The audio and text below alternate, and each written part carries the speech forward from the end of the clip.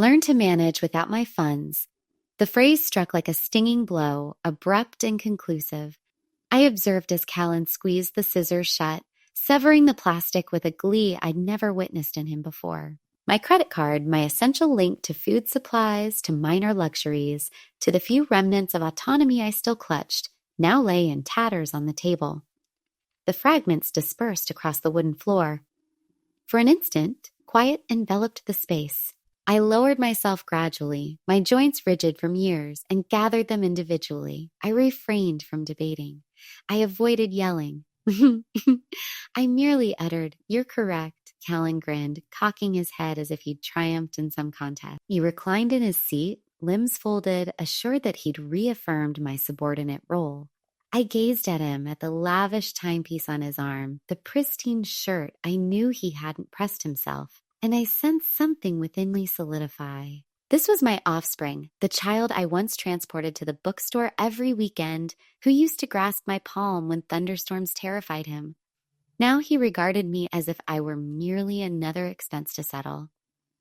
I slid the fragmented bits into my pocket, clutching them like proof. My soul ached, not solely from the degradation, but from the awareness that my own progeny viewed me as an encumbrance. Decades of relinquishment, extended work hours, foregone meals, pre-owned garments, all so he could possess brand new items, surged through my thoughts. And this residence, the one he asserted I was merely residing in, had also been acquired with the proceeds from disposing of my personal dwelling. Yet here I stood, handled as though I'd added nothing of value. "You're correct," I murmured once more. But this occasion the phrase carried an altered flavor, not capitulation, but determination, because I recognized the reality he'd overlooked. I had constructed this existence fragment by fragment, and I still possessed greater influence than he ever envisioned. And shortly he would discover precisely how extensive it was. After Callan banged the door that evening, I remained solitary at the dining counter, the card remnants still embedded in my hand. My thoughts wandered rearward, years collapsing upon themselves like sheets I'd perused excessively.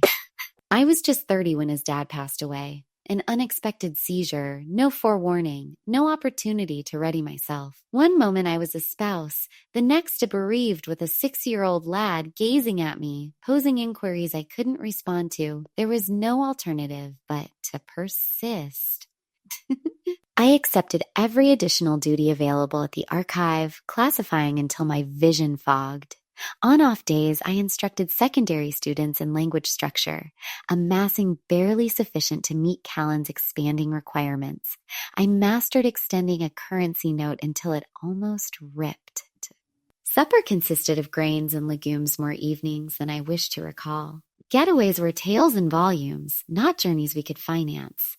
I vending the tiny gem necklace my mom bequeathed to fund his orthodontic work.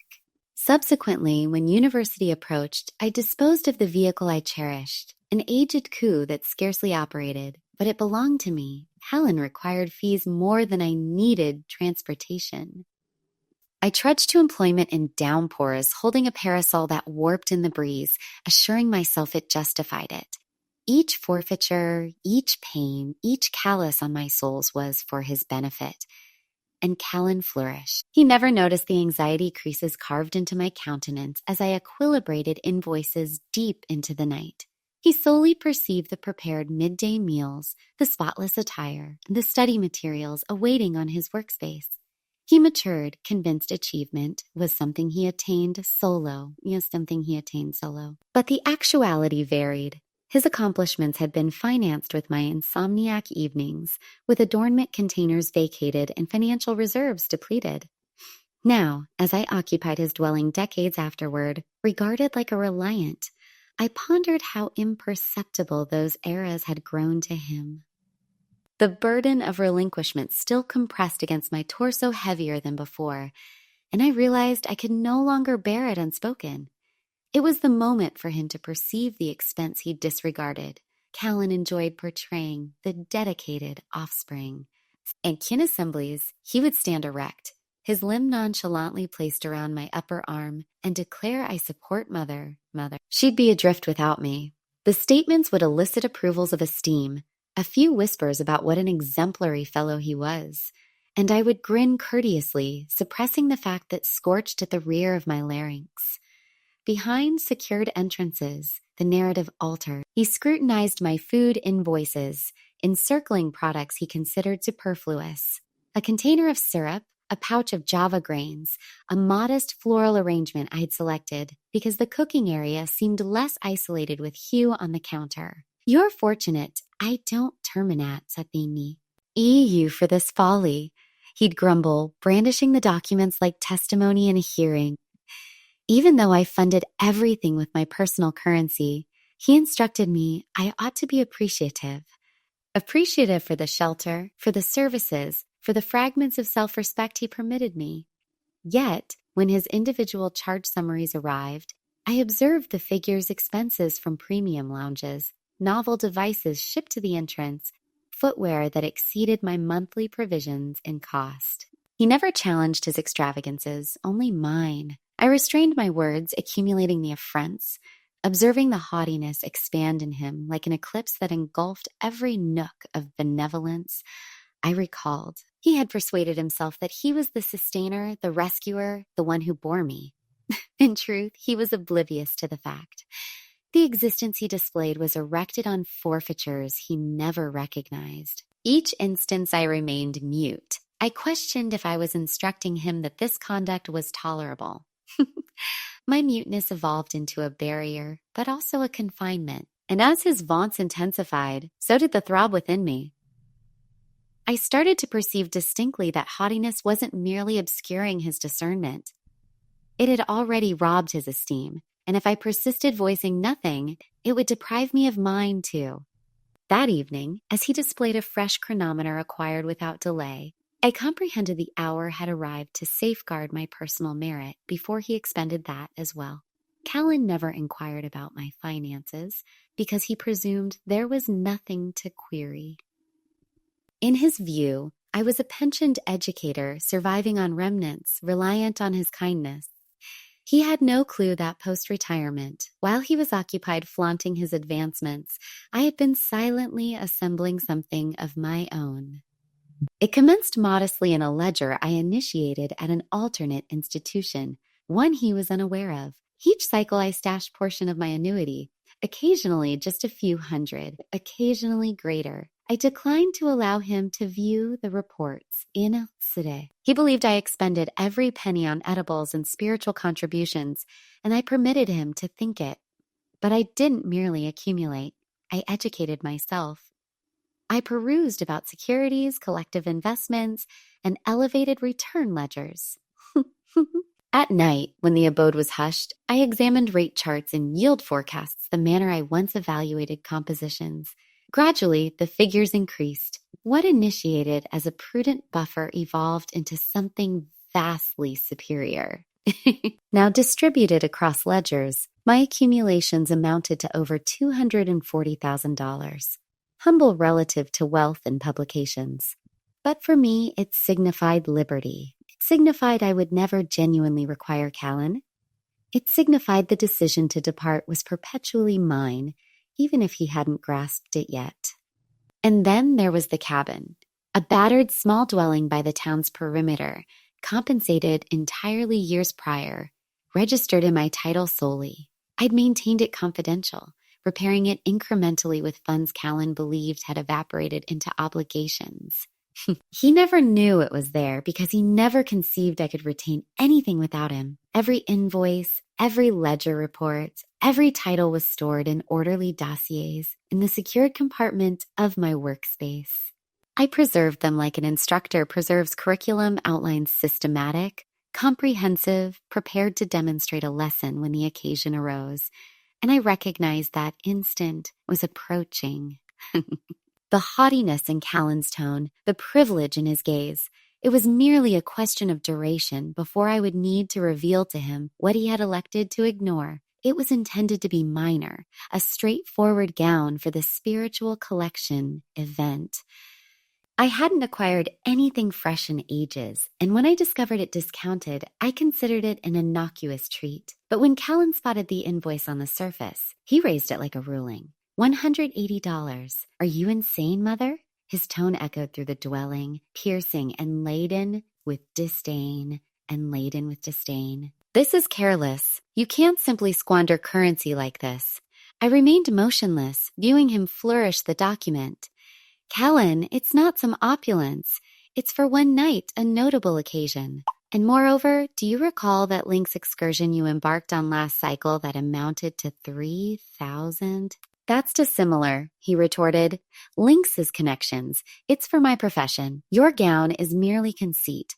I sensed the phrases immersed like boulders, weighty and unjust. For years I had abstained so he could possess all athletics, university, voyages overseas. And now, when I ultimately permitted myself one humble acquisition, he presumed to label me extravagant. The duplicity was intolerable. I could hear the resonance of my personal strides on damp pavements, transporting supplies after vending my vehicle. And I could visualize the empty container where my adornments had once been exchanged for his education costs. Every forfeiture returned to me in at instant keener than his tone. Without further utterance, Callan proceeded to his workspace, seized the shears, and came back. I anticipated what was impending, but I didn't shift. He elevated my charge card aloft like a prize and bisected it, the material splintering under the edges. The segments drifted to the ground. There, he declared with conclusiveness. No further imprudent expenditures, master existing without my funds. I stooped, collected the debris, and rose. But I didn't weep. Something within me altered instead.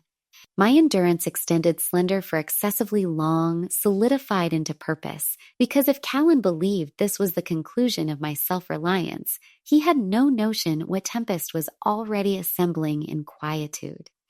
The dwelling was muted except for the subtle groan of the steps as Callan advanced toward his chamber. By the time his entrance latched, I was already positioned at my compact workspace in the quarters he'd allocated me. The segments of my severed card arranged like shards of a fractured vow. I gazed at them for an extended period, then extended for the communicator.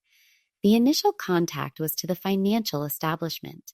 My tone didn't quiver as I validated my particulars and requested the agent to terminate the shared ledger. I asked for half the equilibrium, my legitimate portion, moved to a ledger in my title exclusively.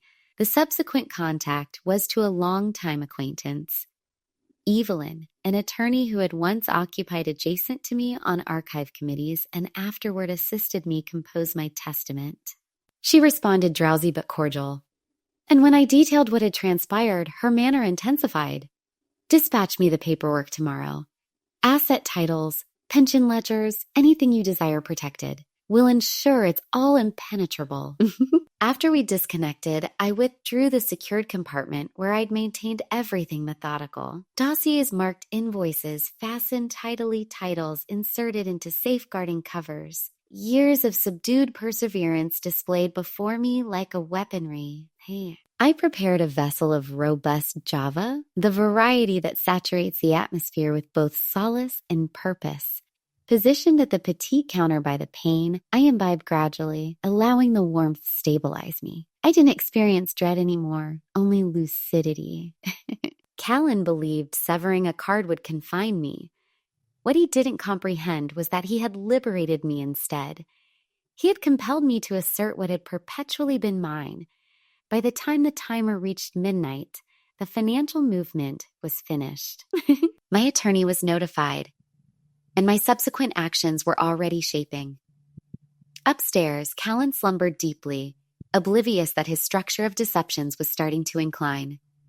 By the following midday, Callan departed the dwelling with his customary strut keys, clinking communicator in grasp. I lingered, creasing a tire at the counter, anticipating the upheaval I knew was impending. Afterward, I discovered precisely how it developed. He had entered an eatery near his workplace, requested a sub in Java, and glided his card with that negligent assurance he always bore. Rejected. The attendant requested he attempt anew.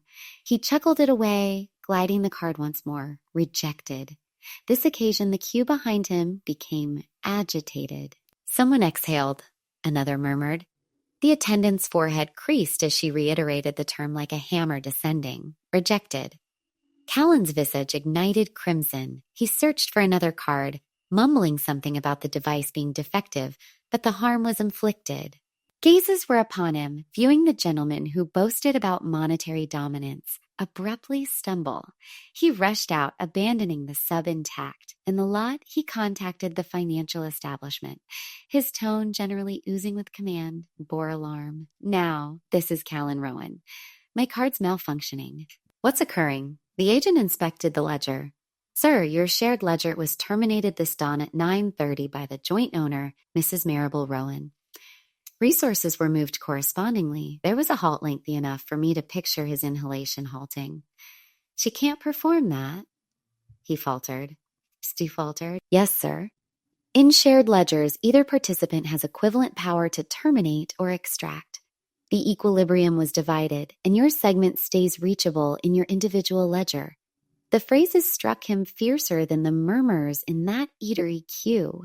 The currency he believed was exclusively his had never been merely his. It was mutual, and now it was separated.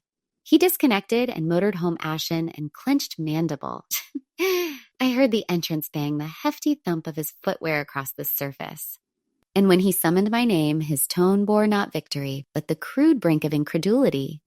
The entrance banged firmly enough to shake the structure, and Callan's tone pursued piercing and frenzied. Mother, what have you accomplished? I didn't glance upward immediately.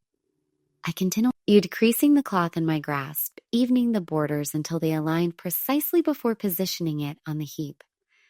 Only then did I encounter his gaze. I performed precisely what you instructed me to perform. I stated uniformly. I mastered existing without your funds. His visage was reddened, his torso rising. You terminated the ledger. Do you have any concept what you've inflicted? I extracted my half. I responded, 87,000. Nothing additional. The hue emptied from his jowls. He hadn't anticipated me to know the precise amount. His lips parted, but no phrases emerged. I've observed you for years, Callan, feigning you sustain me while expending liberally on yourself. He attempted to utter, but his larynx functioned futilely, the conflict draining from him. Him, the gentleman who had derided me as reliant, now stood trapped by his personal falsehoods, and one further matter I inserted, permitting my tone solidify.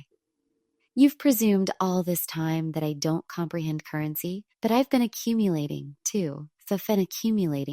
Over 200,000 distributed across ledgers and placements. Autonomous of you, autonomous of anyone. The space became hushed except for the buzz of the drying machine. Callan's gaze shifted from my countenance to the creased cloths, as if the fact itself was too burdensome to contain. Solta. He descended into a seat, no haughtiness, remaining just astonishment. I positioned the final cloth on the mound and cleansed my palms. The quietude between us bore more substance than any dispute ever could. And I recognized the equilibrium in this dwelling had altered permanently. Callan occupied hunched at the cooking counter, his grasp clenching the border as if it might maintain him stable. I placed the creased cloths aside and withdrew a seat opposite him. For once, he didn't attempt to occupy the quietude with his customary bluster. He merely gazed at me, awaiting for me to ease to withdraw the manner I always had, but I didn't. This concludes now, I stated softly. From this day onward, I am not your reliant. I am your peer. His mandible firmed. Mother, you don't comprehend. I comprehend flawlessly. I interrupted. I comprehend that you constructed a narrative where you were the sustainer and I was the weight. But that narrative isn't accurate. I won't permit you to employ it anymore. The phrases appeared to excavate him. He assented gradually, his gaze fixed on the counter. All right, we'll proceed your method. But I detected the variance in his manner. This wasn't esteem. This was apprehension. The apprehension of being revealed to others, of forfeiting the persona he had erected. He wasn't concurring because he trusted in me. He was concurring because he had no alternative. I allowed the quietude to extend. I didn't debate. Didn't require more than his unwilling pledge. I had no desire in persuading him to appreciate me. I only needed to fortify my stance and safeguard what was mine. He assented anew, though his upper limbs drooped with bitterness he couldn't fully conceal. I collected my documents from the workspace compartment and inserted them into my carrier. He didn't query where I was heading, and I didn't provide a clarification because while Callan believed the issue was sealed, I was already gearing for the subsequent phase 1 that would liberate me from ever requiring his approval again. 3 days afterward, I loaded my belongings into 2 orderly valises and departed Callan's dwelling without formality. He didn't pursue me to the entrance, and I didn't request aid transporting my valises. By midday, I was turning the key to the entrance of my cabin, a location that had been mine for years, though I had maintained it discreet. The title carried only my name, evidence that some aspects of my existence had always pertained solely to me. The chambers emitted faintly of wood from the lining, an aroma that evoked the years I devoted quietly renovating the site. It wasn't magnificent, but it was complete, and it was mine. I placed my valises past a palm over the aged railing and experienced something I hadn't in an extended period, liberty without regret. That midday, I went to the financial establishment to initiate new ledgers. This occasion, there would be no mutual endorsements, no connections for Callan to manipulate. I designated my relative as inheritor, a youthful lady who had inquired about me more in a year than my offspring had in 5. It seemed appropriate. Callan visited once a few days subsequently. He positioned on the veranda upper limbs, drooping his tone gentler than I'd ever detected it. He didn't debate, didn't reprimand, didn't instruct. He only queried how I was adjusting, then departed swiftly, as though the burden of my self-reliance was heavier than he could endure. When he had left, I prepared a vessel of Java and transported a cup out to the veranda. I occupied with the periodical extended across my thighs, the light descending low past the foliage. The quietude surrounding me wasn't solitude, it was tranquility. Self-reliance had never been taken from me. It had always existed, awaiting, concealed beneath years of forfeiture and muteness. Now it was in complete solidity. I reflected on Callan's phrases, the ones he had hurled at me with such assurance. Master existing without my funds. I grinned into my Java.